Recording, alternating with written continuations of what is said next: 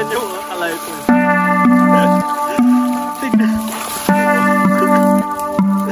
Tignan nyo mga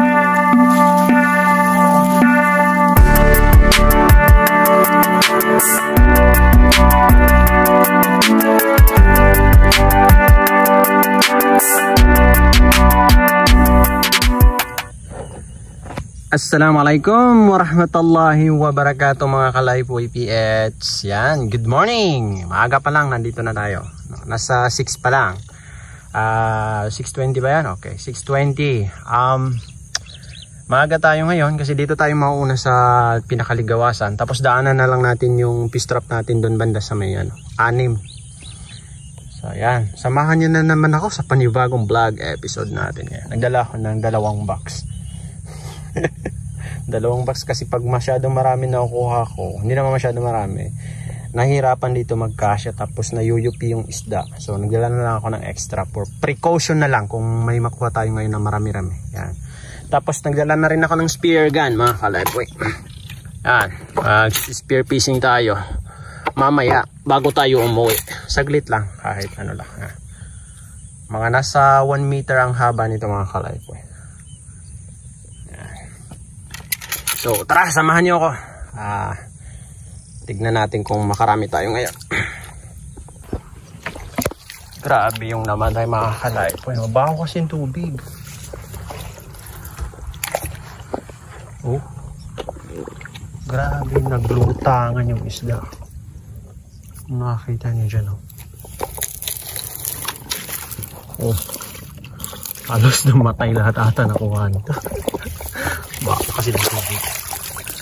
Grabe.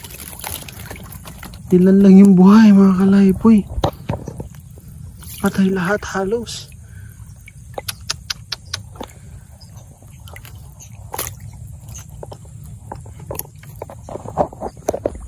Mukhang pati ito mga kalaypoy. Nagsilutangan din yung nahuli.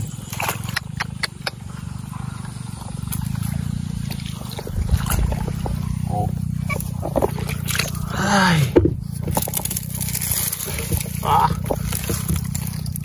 Tignan nyo naman mga kalaypoy. Uy. Nahuli ng 2 snake fish mga kalaypoy.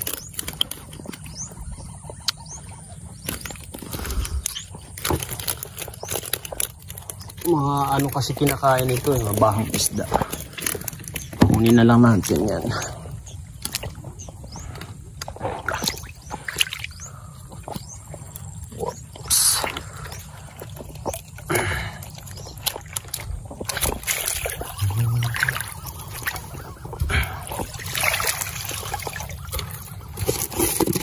Natin dito sa plastic.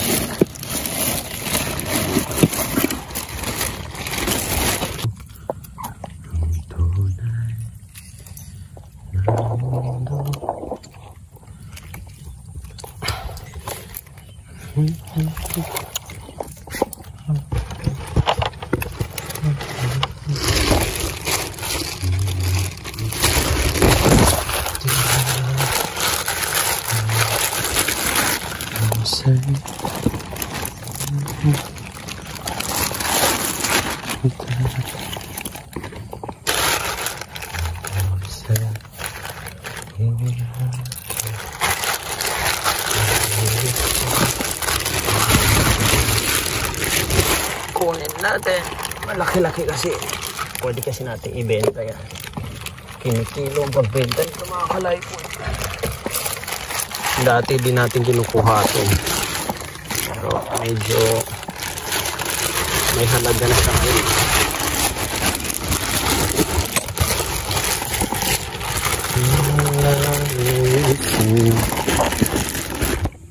Ito nagsilutangan din ito mga kalaypoy.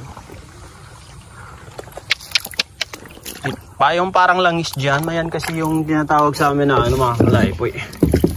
Nasa ibabaw ng tubig parang langis. Langog. Or yan yung pagbaho ng tubig. Kasi yung nababad na nakakalitaw na. Dami naman pati karpa na.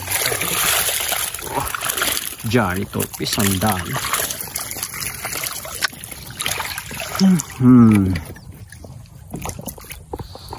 Yan lang yung hindi namamatay na mabahong tubig mga kalaypo, yung janitor fish at saka yung snake fish. Ibang isda talagang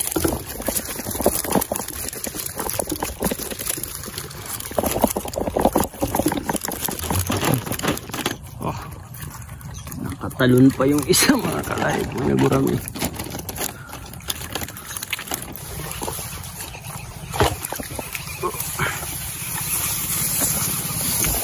Naglutang dito.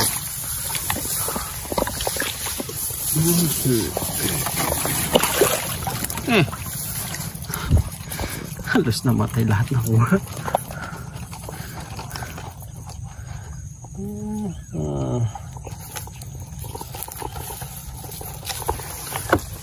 Sayang yung isda mga kalaypo kasi nga ang baho ng tubig. Hindi sana na good catch tayo ngayon. Marami tayong nahuli. Wala, namatay naman. Namatay ng mabahong tubig.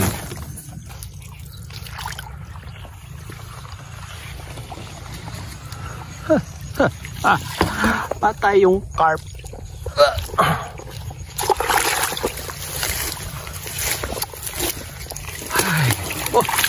Uy, meron pa. Meron pa mga kalaypo Meron pang buhay na dalawa. Di nalalayo sa'yo ang tunay.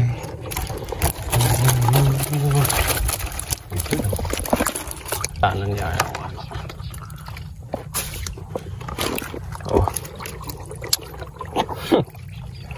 It's a beautiful carp. Beautiful carp. Lagay na natin sa lagayan. Bali, tapos na namin mag-spear fishing mga kalaypo. Mga nasa nasa 2:30 siguro, about 3 PM. Konti lang yung nakuha natin na 13 pieces lang yung nakuha natin sa spear fishing natin. 5 carp. Yan, roho carp, 5 roho carp. Tapos 8 tilapia. Yan. Yan lang yun. Yan lang, 13 pieces. The rest, nakuha ng fish trap natin. Tapos, yung dadaanan natin dito. So, tara. Ito kasi yung parating maraming nakukuha mga kalaypo. Itong dadaanan natin ngayon. So, let's go. Samahan niyo ako. Ito kasi yung nagdadala ng fish trap natin mga kalaypo. Itong 5 na to. Ito lang yung parating halos maraming nakukuha. So let's see. Oh, tignan nyo mga kalaypo. Tignan. Sabi ko sa inyo ito parati yung nagdadala ng maraming huli. Oh, grabing gaganda ng gurami at otip. Mga nasa good size yan mga kalaypo. Pakita ko muna sa inyo para makita nyo guys. O yan. Diba malalaki? Mashallah. Alhamdulillah. So lagay natin sa box. Napakaganda kasi ng spot niya mga kalaypo. Talagang gigilid dyan yung isda. Kaya hindi ko talaga tinatanggal dito.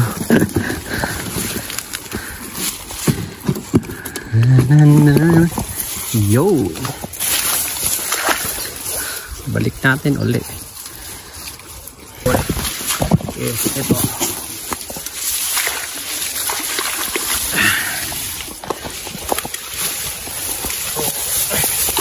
Oh.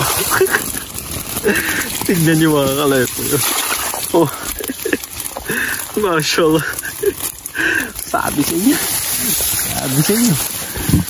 Yan lang yung nagdadala masyado sa fish trap natin. Ito talaga yung nakakadali dito.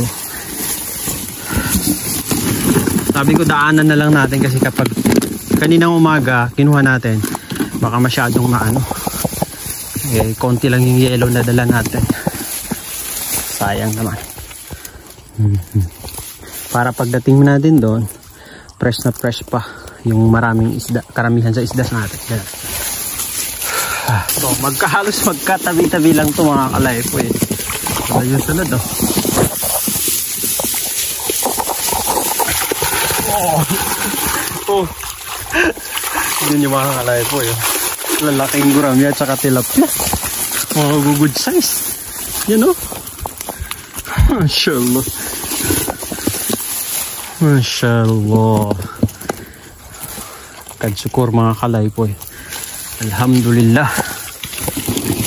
Yun. Ay ko dalawa yung dalhin ko na box kasi di magkakasya yan.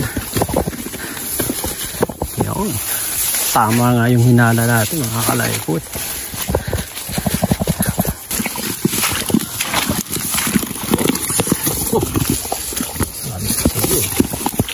Takpan muna natin. Ito yung sunod mga kalay po.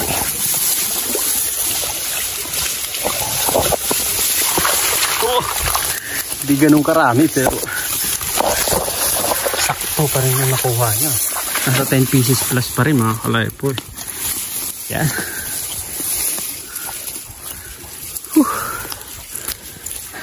Hinihingal ako. Pagod na tayo sa pag-spear fishing natin.